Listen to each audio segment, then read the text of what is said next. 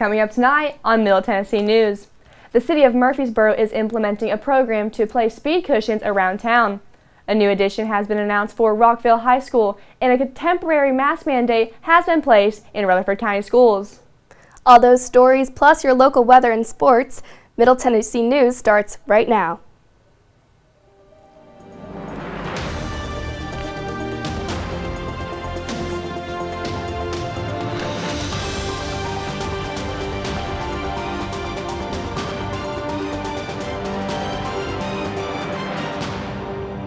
Good evening. I'm Christy Jones, joined by Sarah Oppman in the studio. Welcome to Middle Tennessee News. We're going to go ahead and kick it over to Noah Brady, who has breaking news from the MT football team. Thanks, Christy. We've just received confirmation from Coach Stockstill that starting quarterback Bailey Hockman has been removed from the MTSU football team roster. We'll have more details for you later on in the show, but for now, back to you, Christy. Thanks, Noah. Residents of Murfreesboro can expect to slow down thanks to speed cushions. City engineer Michelle Emerson discussed the Speed Cushion pilot program. The program is meant to place speed cushions across the city to ensure pedestrian safety and to reduce speed. The cushions have already been added onto Alexander Boulevard, receiving mostly positive feedback from its residents. 9 other neighborhoods have been approved for street cushions, including Breckenridge, Heroes Lane, and Kingdoms Drive. The Department of Tennessee announced school designations for the 2020-2021 school year, including 188 schools statewide. Schools that improved their academic performance left the priority list. Priority schools or comprehensive support and improvement are noted by poor academic performance at the beginning of the 2018-2019 year. Westside Elementary School in Cannon County is one of the schools who scored high enough to exit the targeted supported list. Some local Rutherford County schools that landed on the reward school list were Blackman Elementary School, Central Magnet, and Eagleville. With October just around the corner and the fall season trailing not too far behind, 'tis the season for loose leaves and lousy lawns. Starting October 1st, the Murfreesboro Street and Solid Waste Departments will deploy 5 vacuum trucks to help homeowners keep their lawns looking luscious. Residents who wish to participate in the service must place leaves within 5 to 10 feet of the street inside biodegradable paper bags. Murfreesboro citizens can prefer they can leave their own grass, tree limbs, and brush at the yard waste collection and mulching facility at 4735 Florence Road, Murfreesboro. The Tennessee Department of Education has released their 2021 TCAP results. COVID-19 in 2020 disrupted many school programs and did not allow students to further their education. However, students were still making proficient scores on the TCAP even after the outbreak. Cannon County worked hard this past year to ensure the students made excellent scores on the TCAP for the 2020-2021 school year. This initiative saw Cannon County schools achieve the highest level of achievement on the test this year. Today begins Rutherford County School temporary mask mandate. The mask mandate will be for 30 days starting on September 13th through October 14th. All students, staff, and visitors will be required to wear masks in all school buildings. This comes after the Rutherford County Board of Education adopt Rutherford County Schools into its policies. An executive order from Governor Bill Lee allows parents to opt their children out. The new mandate is subject to change and will be closely followed by the Board of Education. Rutherford County schools have announced expansion plans for Rockville schools in 2022. They claim overcrowding and rapid growth as the reason. As classrooms have filled up, Rockville schools have turned to portable classrooms as the temporary solution. Rockville Elementary and Middle School are in need of new additions within a year. The district have grown to over 48,000 students from the previous 46,000. The expansion has been approved by the school board and is waiting for further funding. The plan includes 22 new classrooms for the middle school and 25 new classrooms for the elementary school. Waste hoarders can finally give the trash as treasure as Rutherford County officers chance to trade in your space-consuming hazardous waste. From 8 to noon Saturday, November 6, waste can be taken to the Murfreesboro Solid Waste Department for the hazardous collection event. All households are encouraged to take part in the collection. However, electronic, chemical, and radioactive waste will not be accepted. The event is free, and according to Solid Waste Director Mac Nolan, this will be the only collection event this year. Still ahead on Middle Tennessee News, an MTSU professor gives his take on internet safety, and the U.S. Advisory Board has announced that this week is Child Passenger Safety Week. That's coming up next on Middle Tennessee News. Foster care. I never knew when I would have to move, so I always had my suitcase ready to go. Then one day I was adopted. My new parents opened their hearts and home to me. My parents cook my favorite breakfast for me every morning. My parents take me on trips I never thought I would go on. They gave me a home and an even better reason to use that suitcase. My parents aren't perfect, but they're perfect for me.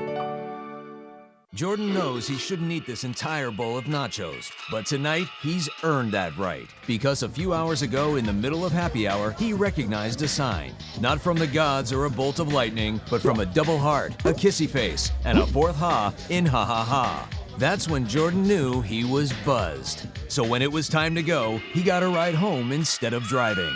Be a legend like Jordan. Recognize your buzzed warning signs and get a ride home. Buzz driving is drunk driving.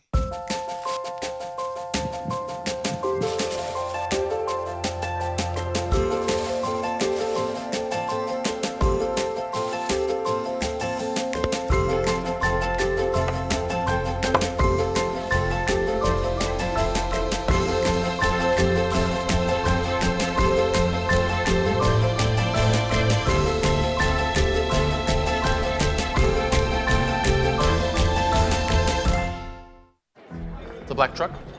Hey, Christina from accounting. Yeah, hi. Hey, I used to date a girl named Christina.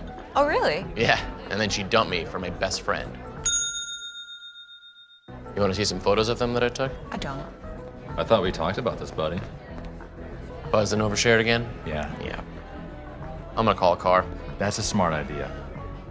So yeah, I know, that's why I did it. Hey, you're gonna get back to the top of the mountain. Does that mean I'm gonna get back with Christina? No. Oh. No.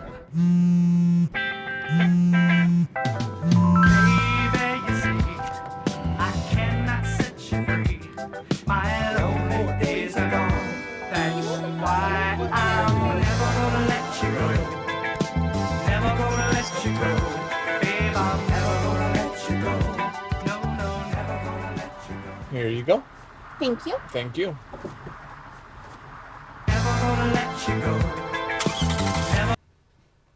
MTSU professor Larry Burris is talking about internet safety this week in his weekly commentary.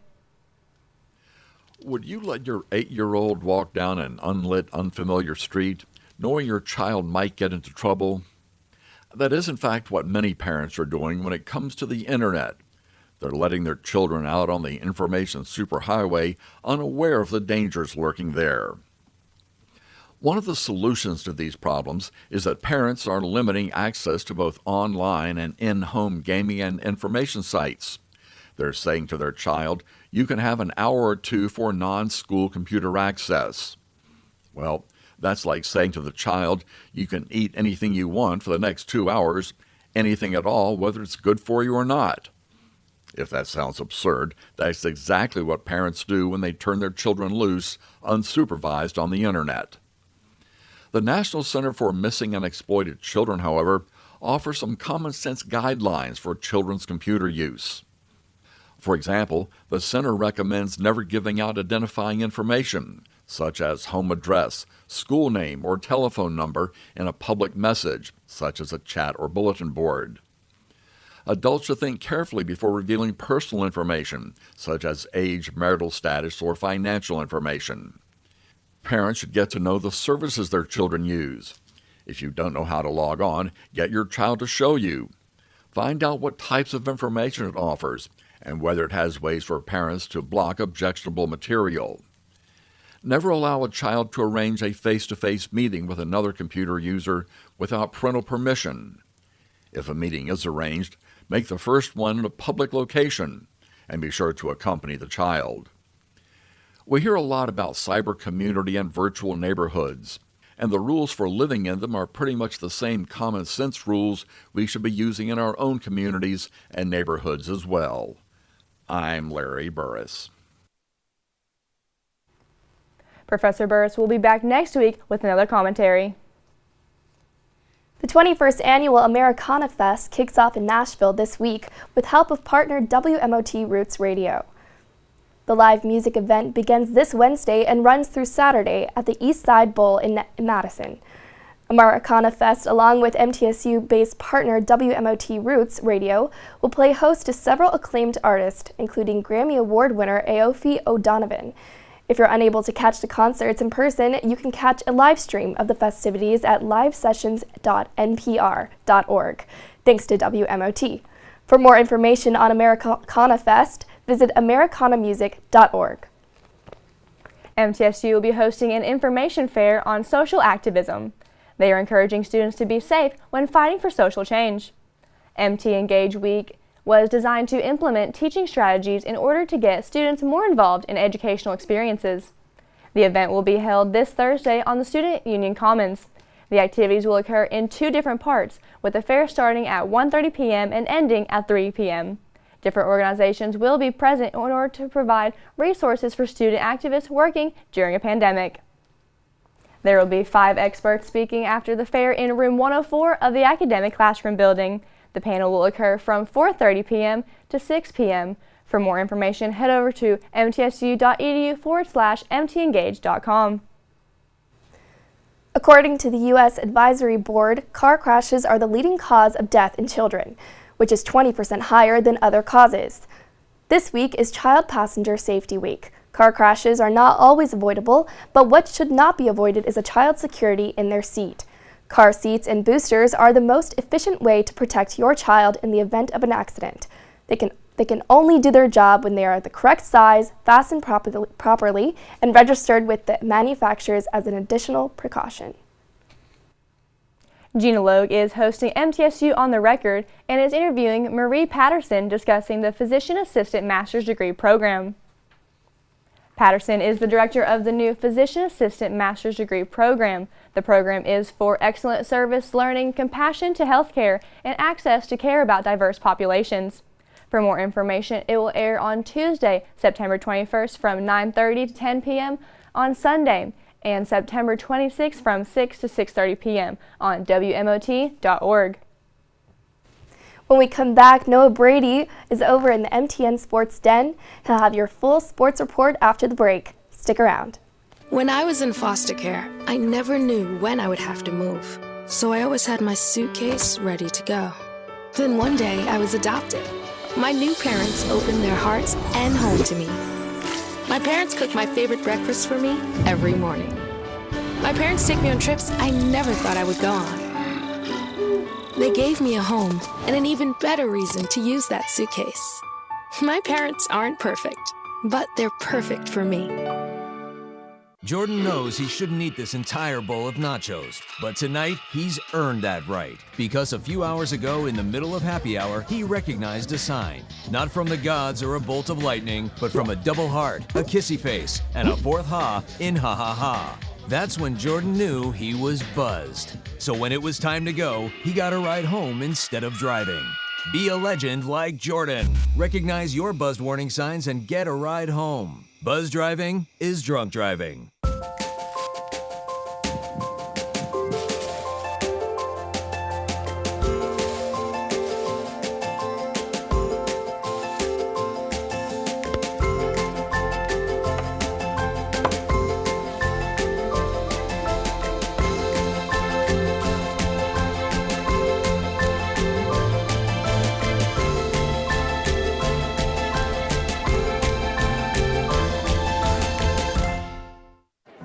The black truck?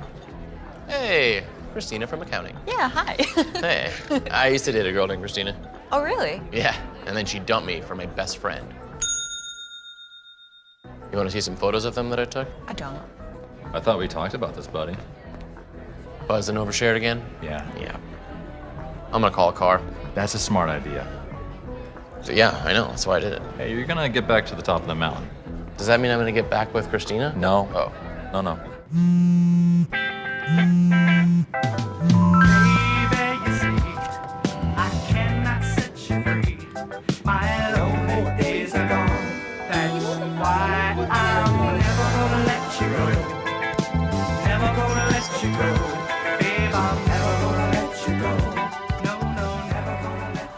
Here you go. Thank you. Thank you.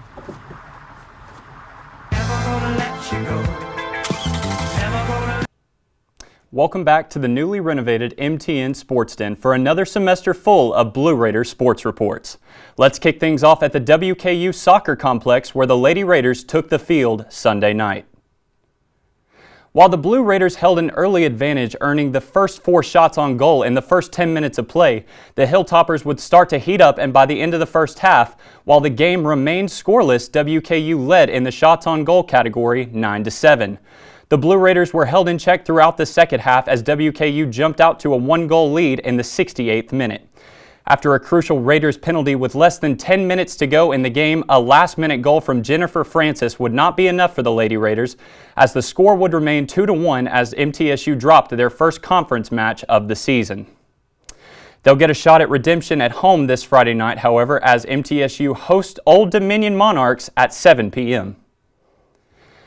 As of early this morning, with the rain that has settled into the Middle Tennessee area and doesn't appear to be going anywhere, MT's softball fall opener scheduled for this afternoon against Tennessee State has been canceled. The softball squad will now begin their fall schedule in App State on the 26th when they travel to Boone, North Carolina for a date with the Mountaineers.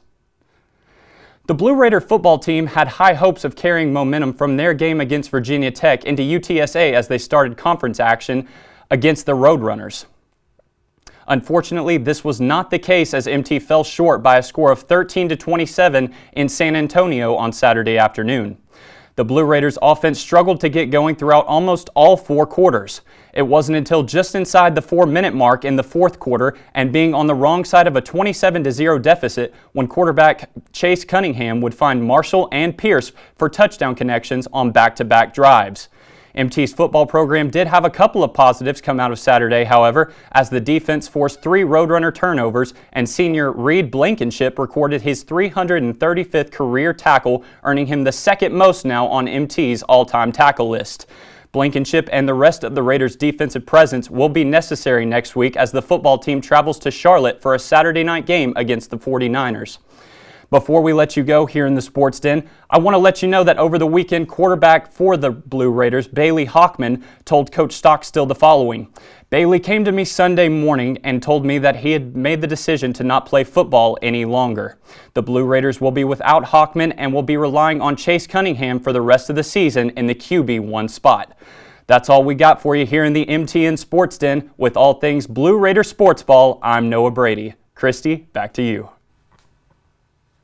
Thanks, Noah. And wrapping up our show tonight, we're going to go ahead and thank you for joining our show for Middle Tennessee News. I'm Christy Jones, joined by Sarah Altman. If you missed this or any show, you can watch them on our website, middletennesseenews.net. Make sure to follow us on our social media sites as well, Facebook/Middle Tennessee News or at Middle TN News on Twitter. We'll see you Wednesday.